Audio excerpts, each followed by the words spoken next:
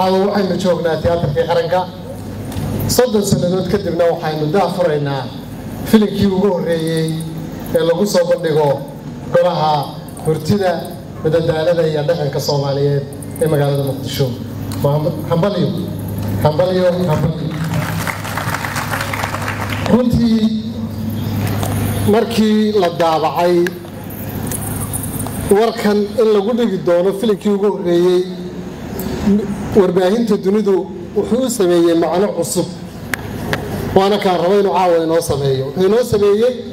aqoon iyo xadaarad iyo dhaqan iyo ilbaxnimo maanta la daawanayo oo la isugu yimi ummaduhu guri walba filim baa lagu daawadaa waa ogtiin guri walba filim baa lagu daawadaa laakiin filim aynaan lahayn baa la daawadaa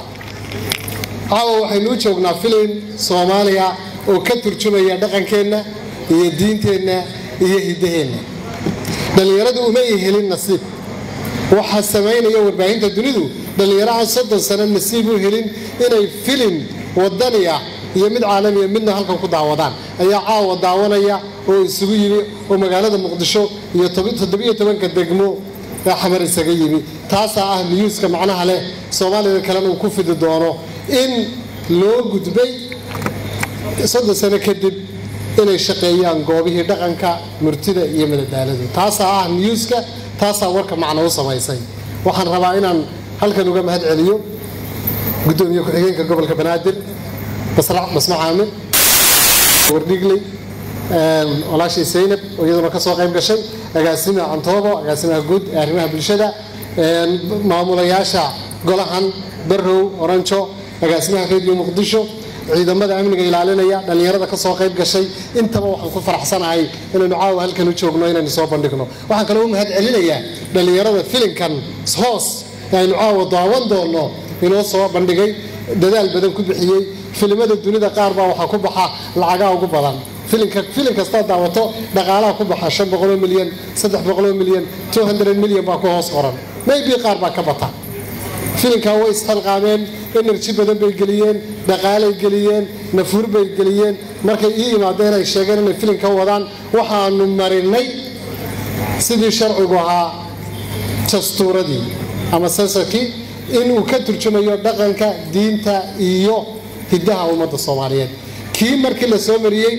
agaasimayaashu waxay xaqiijiyeen inuu filimkan yahay filim wacyi gelina oo ay u baahan tahay oo shacabka Soomaaliyeed u baahan yihiin dhalinyarada Soomaaliyeed u baahan yihiin sidaas uu ku dhaqan galay halka laga yaabo in mar walba la daawado filimo aan soo marin wadadii saxda ahayd meel kale lagu daawado aad baan ugu hambalyeynaya bahda iyo dhalinyarada soo agaasintay ee soo maamushay agaasimaha filimka lafteeda aad baan maanta u salaamaya وشرف يا أمام بمدن تايمورا قدام ما تصنتاي thank you very much هذا المتجرو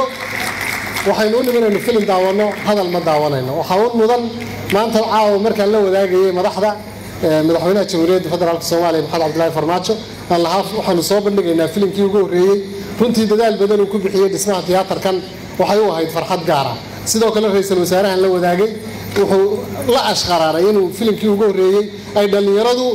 أنا ولي قال رجل تياتر يمادون فيلم داودان يعاود داوانيان مدحض قرنكنا سلامتا سيدكي سوفرتي حنبليه ku daawada nabad ku daawada farxad ku daawada maraha kii ugu horeeyay maraha kii ugu dambeeyay waa sida ay u bilaabmeen golahan waxaanu rabnaa inuu noqdo gole dhalinyaradu wax ka faa'iido filimada ka turjumaya dhaqanka iyo diinta aqoonta bandhiga buugaagta taariikhda riwaayadaha madadaalada inaynu meeshan camirno oo isugu nimaadno oo ku sheekaysan